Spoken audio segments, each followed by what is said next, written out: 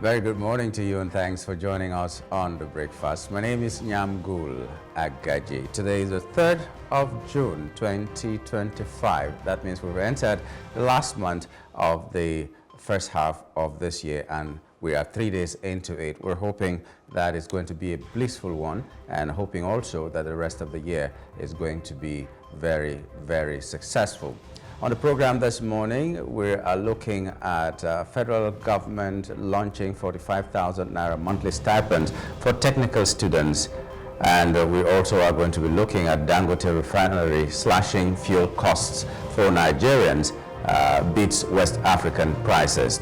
Now, these are the hot topics that we're going to be looking at. That means at 8 and 8:30 respectively, we're going to be covering these topics. But we also have our top trending topics that we're going to be looking at. We're just going straight to them right now. The first one is that Senator Orji Uzor Kalu says he has never gained financially from politics, claiming instead that his political career has cost him dearly. Speaking on Channels Television on June the 2nd, Kalu said he used personal funds to support both his tenure as governor of Abia State and his current role as a senator. He described politics as dangerous, his wealth, alleging the federal government took over many of his businesses. Kalu stated he was already a wealthy businessman before entering politics, making his fortune through imports of rice, sugar, and petroleum products. He claimed to be one of the biggest contributors to the formation of the PDP in 1998, stating he donated over $1 million to President Obasanjo's campaign and $500 million to the party. When asked where the funds came from, he said his vast business empire financed the donations. According to him, only a few individuals like T.Y. Danjuma and Atiku Abubakar could match his financial muscle at the time. Well, I don't know what a lot of Nigerians will say about that. At some point, we saw him as a very, very enterprising governor. When he was governor, he brought the Bakassi boys, cleared a lot of things in Abia State because it was like it was a den of criminals at that time. And he came in and made sure the hoodlums went into hiding. He hunted down a lot of people. And some people said also that he used that instrument of the Bakassi boys to hunt down political opponents. Well, be that as it may, what a lot of Nigerians saw was that he did some very good things, and it's only after he left that we heard that there were a lot of things that he did also that were not very good enough.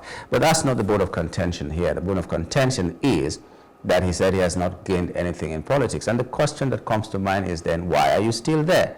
If you had so much money before going into politics and you could fund a party almost single-handedly and all that, why are you still in politics? Do you want to just gain back all the things that you allegedly have lost? Or what is the reason why you're there? Are you the most qualified? Are you the most intelligent in Abia State? Are you the most worthy in Abia State to become what you are right now? You're a senator of the Federal Republic of Nigeria, yet you've not gained anything. The other day, the same Orji Uzor Kalu was saying that he gets 14 million naira to encompass everything, in his words, encompassing everything, which means his domestic staff are paid from that money, his transportation to his village and constituency is paid from that money, or he uses it to fuel his cars to go to the constituency, and everything, 14 million every month. So for 10 months, you have 1.4 billion naira. Okay, we haven't added what Nigerians know that or call behind closed doors as Ghana must go into that mix. The official amount he earns is 14 million naira. And you'll just be wondering how many people at 70,000 naira minimum wage, 14 million naira can pay in a month. And you're saying it's not enough. Those are the words he used, that it's not enough. 14 million is not enough. How much does a domestic servant of Orji Uzor Kalu earn? If we remember what happened to, was it the SSG at some point that was saying that his driver earns, he cannot pay his driver if the people are asking for minimum wage to get up to 500,000, he cannot pay. It's like he was paying his driver, is it 150 or 200 or something less than that? I can't remember very well. But the amount was a paltry amount, which means at least 5 of his domestic staff will earn like ₦1 million. That is at 200,000 naira per head. So how much does he really spend? How much does he fill his tank to go to his constituency? How many times does he go to the village if he's talking about that? He says he has to maintain the constituency office. How much does he pay the staff in that constituency office? How many times do constituency offices open in Nigeria?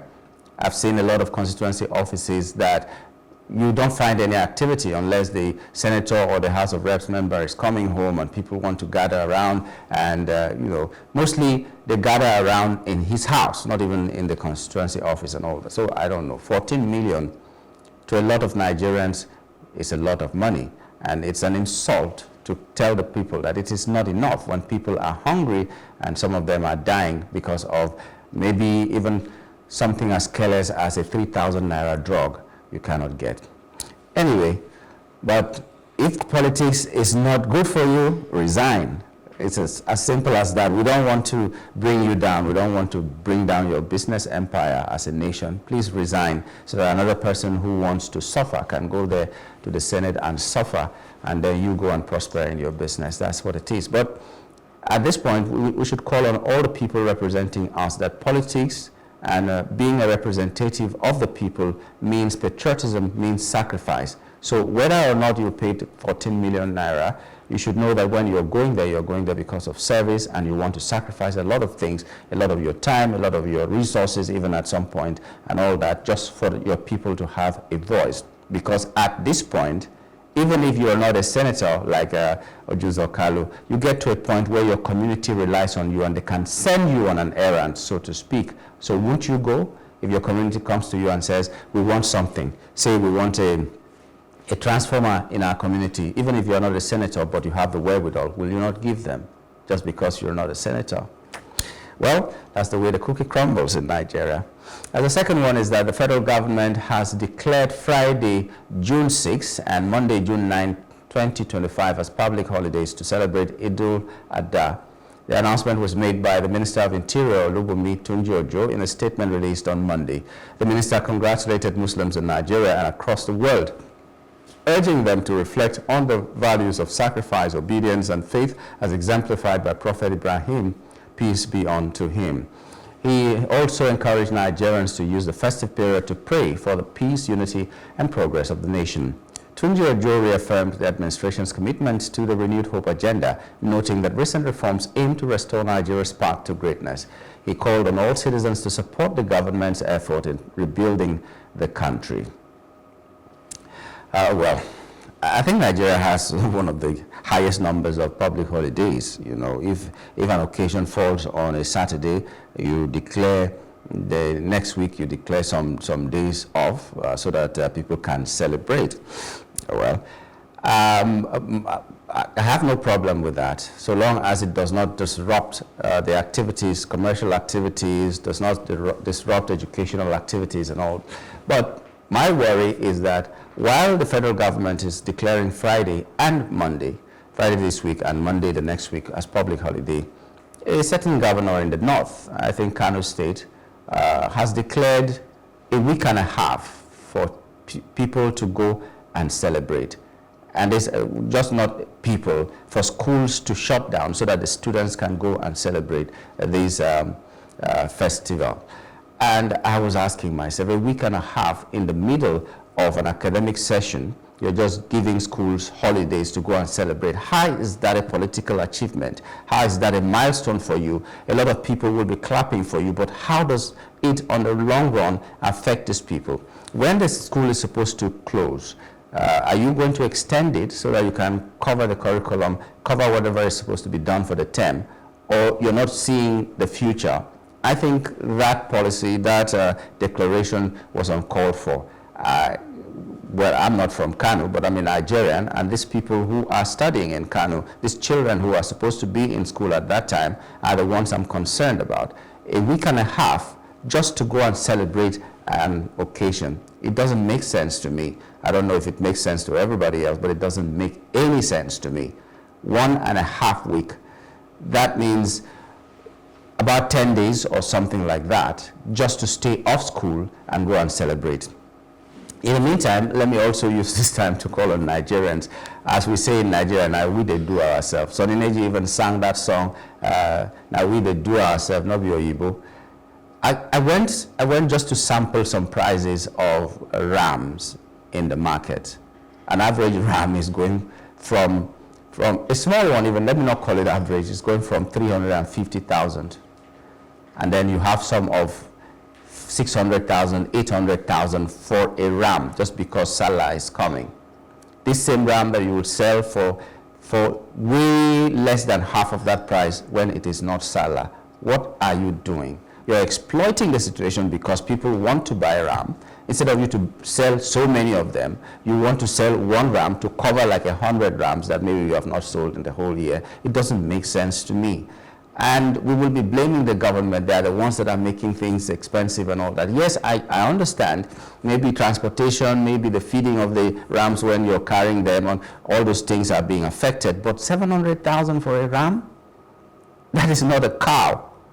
Just because you know that because of religious obligations, people must go to buy these rams, you hike the price more than 1,000 times. It doesn't make sense. Have a human face. It's things like this that make all of us collectively suffer in this country. Please, have a human face while you're doing business. It's not enough to say it's just business, it's just business. There's wickedness, there's business. Please, I'm appealing to sellers, I'm appealing to all other people who will want to make life unbearable for people just because they know that a group of people are going to be celebrating. So it means for the rest of us who usually get the ram for free, will not have this year because it's by connection. And, but, that apart, it doesn't make any sense. Please have a human face while you're doing business. That's why you are a Christian or you are a Muslim or you are a religious person in one way or the other. Okay. We also have the federal government issuing a stern warning to Abuja-based car dealer Alamin Sarkinmota over a viral video in which he mocked Nigerian civil servants' ability to afford a 2023 Mercedes-Benz C300. The video featured an AI response saying civil servants might only afford the car in 2062. In a letter signed by the Director General of the National Orientation Agency, Lanre Issa Onilu, the agency described the video as insensitive, especially in a society grappling with economic hardship and the glorification of materialism. The NOA emphasized that civil servants play critical roles in national development, and should not be ridiculed. The agency urged the dealer and other influencers to promote content that upholds dignity of labor and encourages responsible values. It concluded by warning against future remarks that undermine the contributions of hardworking Nigerians. How much is Mercedes C300? How much is the cars, or is the car that every National Assembly member bought? 200 and something million.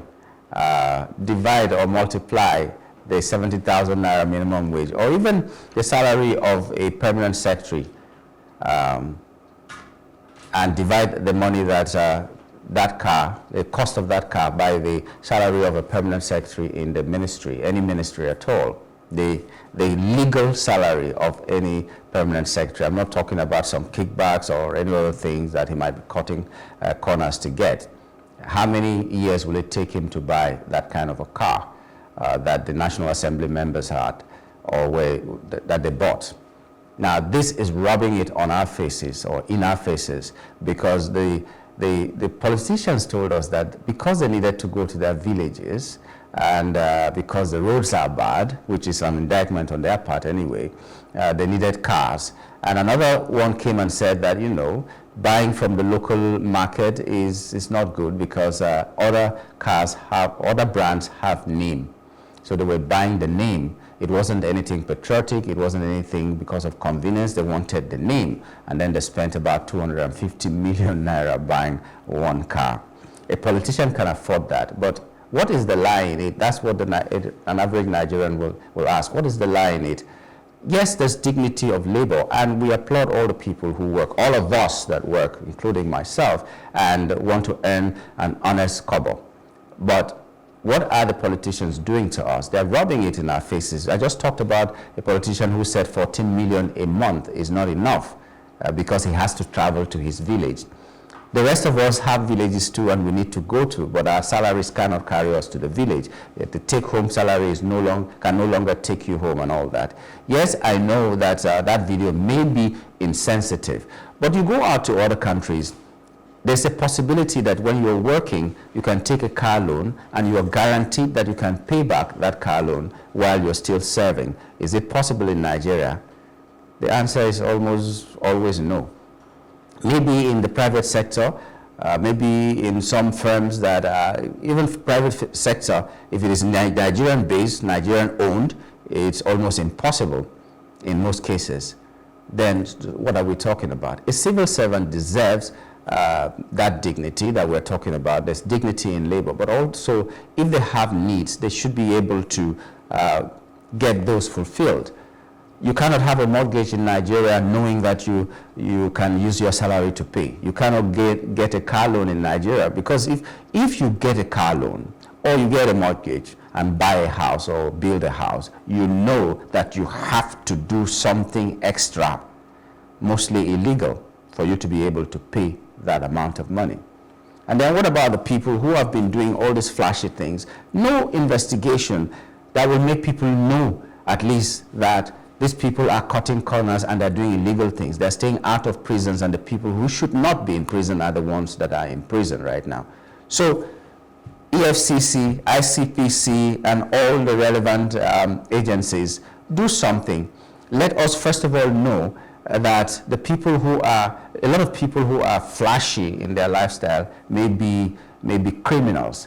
Let us just know and then beat our chest and say, okay, at least I am not a criminal, and these people are running from the law, and the law will catch up with them one day. That's one. And then make the civil service so good that you can take car loans and know that you can pay back. You can take a mortgage and know that you can pay back, so you have a roof over your head. A lot of people just wait for gratuity so that they can use it and build a house. They spend 25 years in service, and then they're just waiting, or 30 years or so in service, and they're waiting for gratuity to use and buy a car. By the time they retire, the prices of things have gone so high that if they have to use that money to build a house, they may not even have money to eat for 3 years after retirement, and that becomes a problem. And to add salt to injury, or is it insult to injury, or to further make their life worse, is the fact that the gratuity may not even come. The pensions may not be coming as steady as possible. Some people go to these verification centers and all that. Some people die even at those centers, not just the ones that stay at home and die, but they go there and they die. If you go to these centers, most of these retirees, when they go there with their mats, because they cannot stand or sit for long and all that. And there are ambulances. In most cases, there are ambulances just waiting there, knowing that 1 or 2 people might break down, some of them might die, and so on and so forth. You know all this, and you're still doing it. So when someone says that, I think while you're asking him to not do this kind of a thing because it's insensitive according to you, you should do also something else that will counter what he was saying. He said from now till 2065, I don't know if at 2065 you can even save enough to buy the Mercedes C300 if you're depending on your salary, except you do some other very shady businesses, and that is not good. So rework the civil service, give the civil servants the dignity that they deserve, so that nobody will have to insult them outside. I do not need a car if I can always have a bus that will take me to work every day. I do not need a car. Not everybody feels so worried that they don't have cars. Some people just want to move from place to place, and if there is a comfortable mobility for them, they don't care what happens. If you have 20 cars, you can only drive one.